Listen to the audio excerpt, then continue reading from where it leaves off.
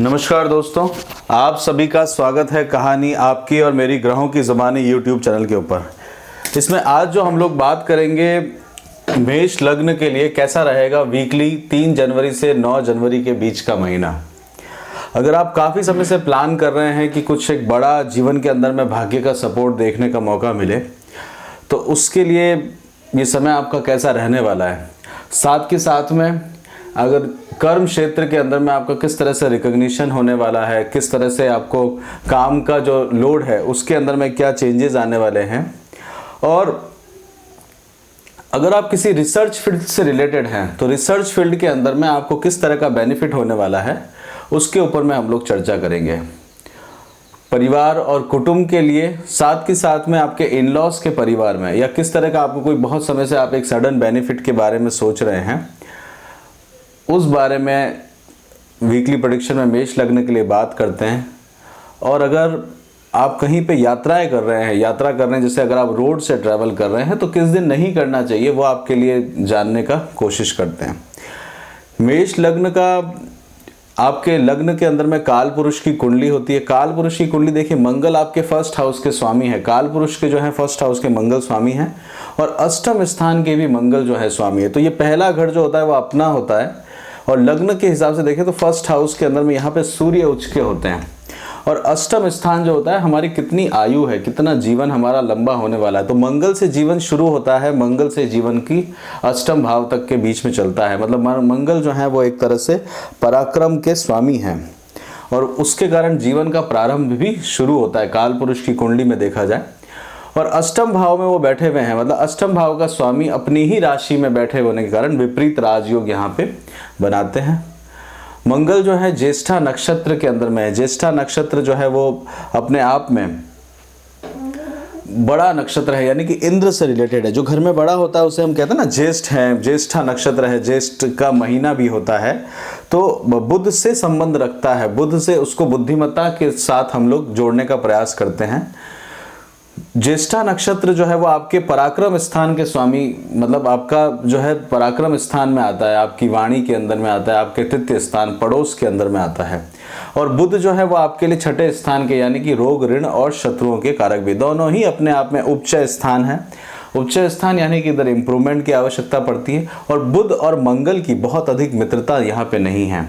तो यहाँ पे मंगल का आपके अष्टम स्थान में रहना मतलब आपको अपने घर से, देखिए मंगल अपने घर से अगर आपको देखेंगे तो बुध के साथ में 4, 5, 6 छठा व्यवहार, मतलब आपको पड़ोस के अंदर में उधर वहाँ पे आपको एक ज़मीन जायदाद से रिलेटेड रहते हैं मंगल, तो वहाँ पे आपको एक चेंजेस देखने को लेके आएंगे।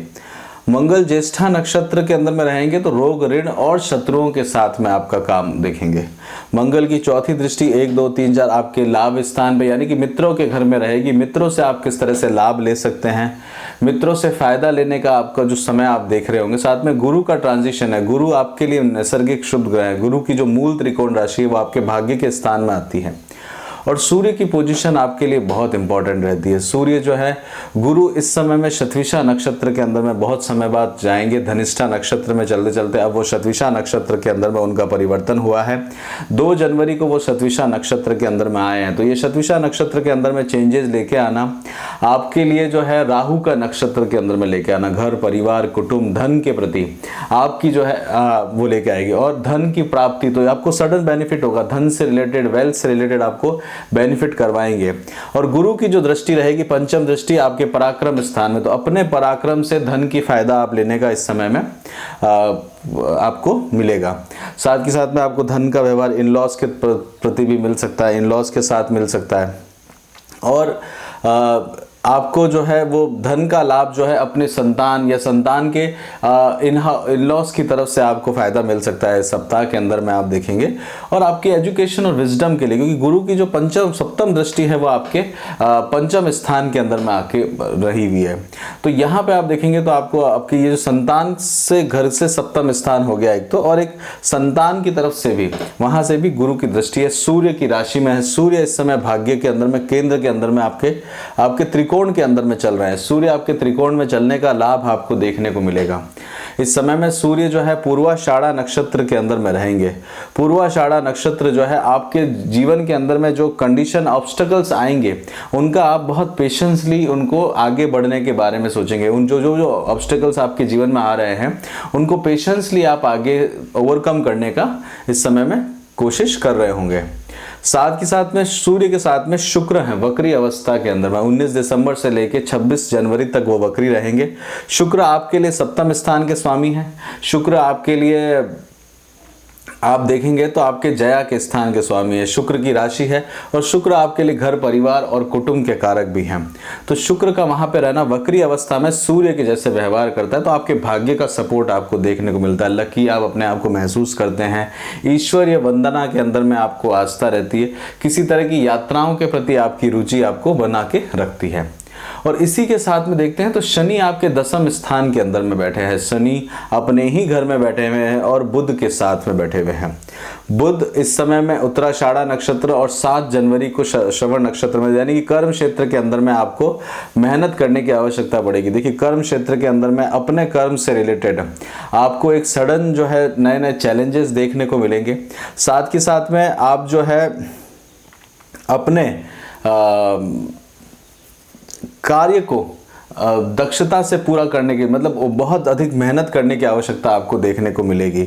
और आपको कई चीज़ें जो होंगी वो स्मरण शक्ति के हिसाब से चलनी पड़ेगी। मतलब हर काम को 3 पग में करने की आवश्यकता पड़ेगी। 3 बार रिपीटेशन के अंदर में 3 चीज़ों के अंदर में आपको 3 तरीके से करने का आपको आवश्यकता देखने को मिलेगी। देखिए शनि जो है वो पाँव से जो है थोड़े से कमज़ोर हैं और श्रवण नक्षत्र जो है वो 3 पग है। तो वो आपको एक कार्य करेंगे, फिर ऑब्स्टेकल आएगा, फिर उसको ओवरकम करेंगे, फिर उस तरह का कार्य आपके बनता रहेगा। तो मतलब 3 बार आपको ट्राई एंड ट्राई अगेन वाली स्थिति आपके लिए लेके आएगा। इसमें चंद्रमा की पोजीशन से समझते हैं तो चंद्रमा जो है वो आपके कर्म क्षेत्र पर रहेंगे। कर्म क्षेत्र से बना हुआ आपका दिन रहने वाला है। ये 3 जनवरी को आप कर्म क्षेत्र में रहेंगे, पूर्वाषाढ़ा नक्षत्र के अंदर में रहेंगे। यहाँ पे आप जो है पूर्वाषाढ़ा नक्षत्र का सिंबल आप देखेंगे तो हवा फैन है। तो यहाँ पे एक अनप्लेजेंट सर्कमस्टेंसेस को आप जो है अपनी स्ट्रांग आत्मविश्वास के साथ में आगे बढ़ते हुए कर्म क्षेत्र को करते हुए रहेंगे। माता के प्रति, अपने सुख के स्थान के प्रति आपको एक देखने को मिलेगा। और अपनी जो सर्कमस्टेंसेस हैं आपके जीवन की उसको इम्प्रूवमेंट की तरफ में आप लेके जाएंगे। आप अपने आप को देखिए चंद्रमा आपके लिए 4th हाउस के स्वामी। यहाँ पे मंगल जो होते हैं, मंगल यहाँ पे डेबिलेटेड होते हैं 4th हाउस के अंदर में आपके। और वो चंद्रमा जो है वहाँ पे चल रहे होंगे तो चंद्रमा यहाँ पे अपने आप में पूर्वाषाढ़ा नक्षत्र जो है, पूर्वाषाढ़ा नक्षत्र शुक्र का नक्षत्र है। तो माता पिता से संबंधों में आप देखेंगे, स्पाउस के संबंधों में देखेंगे, स्पाउस के भाइयों के संबंधों में, स्पाउस के जो भाई हैं मतलब, क्योंकि सप्तम स्थान के स्वामी का 3रे स्थान पे है तो वहां पे आप देखेंगे तो उनकी तरफ से भी आपको लग सकता है कि वहां पे भी आपको एक संभावनाएं देखने को मिले, एक उत्सव जैसा देखने को मिले। साथ के साथ में एक अपफ्रंट भी लेके आता, ईगो भी क्रिएट करता है, क्योंकि शुक्र वक्री अवस्था में है सूर्य के साथ में, तो सूर्य की क्वालिटी भी लेते हुए और सूर्य के जैसे रिजल्ट्स देते हुए जाएंगे। संतान के प्रति आपको देखने को मिलेगा।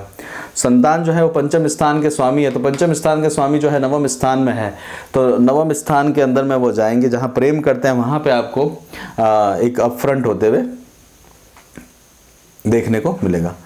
इसमें बात करते चंद्रमा जो है मकर राशि में जाएंगे, उत्तराषाढ़ा नक्षत्र में जाएंगे 4 जनवरी को। 4 जनवरी को जो है देखो विश्व देवा, यहाँ पे आपको क्या है कि आपको कई स्किल्स के ऊपर में एक साथ काम करने की आवश्यकता पड़ेगी।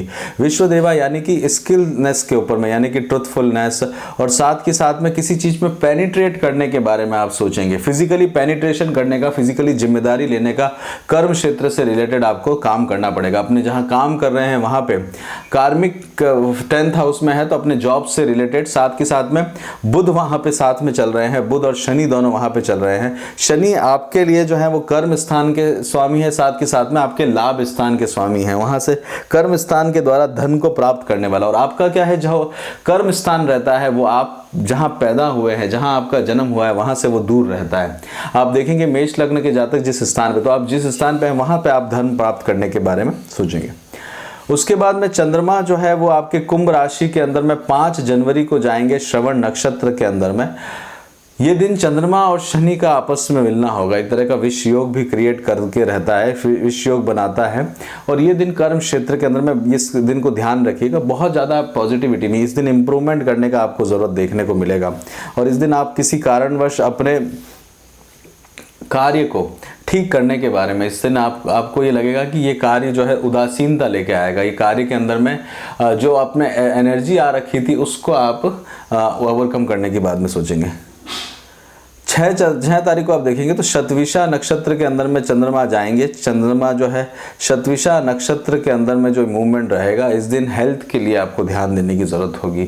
कोई बहुत बड़ी रिसर्च कर रहे हैं तो वहाँ पे आपको डाटा एक साथ एक्यूमुलेट करने की कोशिश पड़ेगी। मित्रों से, जो पुराने मित्र हैं उनसे आप लाभ ले सकते हैं, उनसे आप मिलने को इस समय ये आपको फ़ायदा दिला सकता है। और चंद्र और गुरु की युक्ति भी है यहाँ पे, तो चंद्रमा और गुरु की युक्ति हालांकि 11वें स्थान के अंदर में, 11वें स्थान के अंदर में सभी ग्रह अच्छा रिजल्ट ही लेके आते हैं।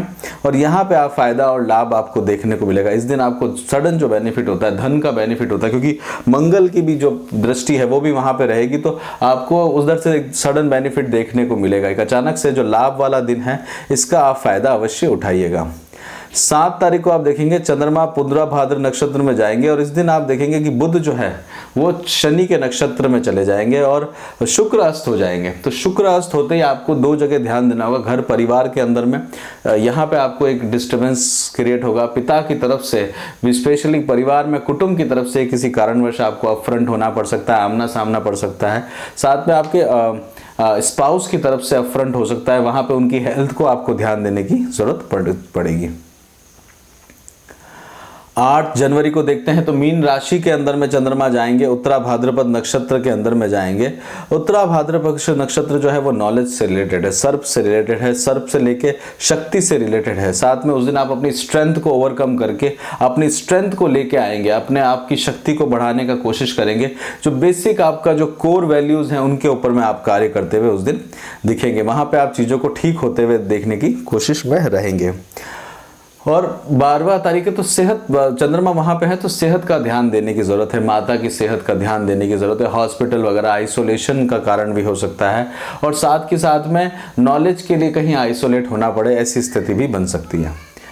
चंद्रमा जो है उसके बाद में रेवती नक्षत्र के अंदर में जाएंगे मीन राशि में। इस दिन बुध अस्त हो जाएंगे, बुध भी अस्त हो जाएंगे, यानी कि आपके पराक्रम स्थान का स्वामी अस्त है। रोग ऋण शत्रु, तो गुप्त शत्रु बनने का इस समय आपको देखने को मिलेगा, रोग ऋण बनते हुए आपको देखेंगे। इस दिन का दिन जो रहेगा बहुत हेक्टिक आपके लिए रहने वाला है। इसमें आगे चलते हैं, उससे पहले आपसे रिक्वेस्ट करेंगे कि चैनल को लाइक करिएगा, शेयर करिएगा, सब्सक्राइब करिएगा, और कोई भी कमेंट हो अच्छे या बुरे उससे फ़र्क नहीं पड़ता, एक इम्प्रूवमेंट का रास्ता मिलता है और वो फीडबैक होता है जिसको हम लोग कवर करते हैं। हेल्थ के लिए ध्यान देने की ज़रूरत है, स्पेशली जब आप गाड़ी चला रहे हो तो ज़्यादा ध्यान देने की ज़रूरत है। एजुकेशन के अंदर में आपको अच्छे रिजल्ट्स देखने को मिलेंगे। देखिए एजुकेशन के अंदर में आप बहुत अच्छी ग्रोथ कर सकते हैं। सूर्य की उपासना करते हैं तो आपको बहुत बेनिफिट होगा। मैरिड लाइफ को देखते हैं तो टाइम जो है मैरिज के लिए देखते हैं तो समय आपके पक्ष में चल रहा है। इस सप्ताह के अंदर में आप ढूंढ सकते हैं, आप बातचीत कर सकते हैं। लव लाइफ के अंदर में देखिए, लव लाइफ अष्टम स्थान में लग्नेश है, लग्नेश अष्टम स्थान के अंदर में है, और ये प्रेम से संबंधों को भी लेके आता है, और वहां पे आप देख सकते हैं पर पिता की तरफ से आपको एक रेजिस्टेंस देखने को मिल सकता है। जॉब के अंदर में जैसा कि बताया आपको काम बहुत वर्क हार्ड करने की जरूरत, मतलब you should have to do work hard, मतलब आपको काम बहुत मेहनत से करना पड़ेगा, मतलब आपके लिए एक चैलेंजेस जो है वो लेके आएगा ये सप्ताह। बिजनेस के अंदर में देखेंगे तो बिजनेस के अंदर में आप प्रोग्रेस कर सकते हैं, बिजनेस के अंदर में आपको प्रोग्रेस लेके आएंगे। हालांकि काल सर्प दोष बना हुआ है, बट इसमें आपको फायदा यह है कि गुरु जो है वो राहु के नक्षत्र में है, और राहु आपको धन के बाद में, तो वहां पे वो आपको बेनिफिट कराएंगे। और गुरु जो है वो राहु को कंट्रोल करके रखते हैं, और वो आपके लिए बेनिफिशियल है, आपको अचानक से लाभ। और त्रिकोण के स्वामी हैं, आपके लिए त्रिकोण के स्वामी है, तो वहां से आपके पराक्रम से आपको बेनिफिट कराने की कोशिश करेंगे। स्टॉक मार्केट में काम करते हैं तो स्टॉक मार्केट के अंदर में आप फायदा ले सकते हैं, क्योंकि देखिए लाभ स्थान पे गुरु स्वयं बैठे हुए हैं राहु के नक्षत्र में, तो बहुत सारी चीजों को आप एक साथ करके बेनिफिट ले सकते हैं। विशेष करके देखा जाए तो ये जो आपका समय रहेगा 6 तारीख को, जो समय रहेगा 6 तारीख को आप बहुत अच्छा बेनिफिट ले सकते हैं, 6 जनवरी को। इसी के साथ ही यहीं पे रोकते हैं मेष लग्न का। बताइएगा आपको कैसा लगा, और अपना खूब ध्यान रखिएगा, खुश रहिएगा। जय श्री राम।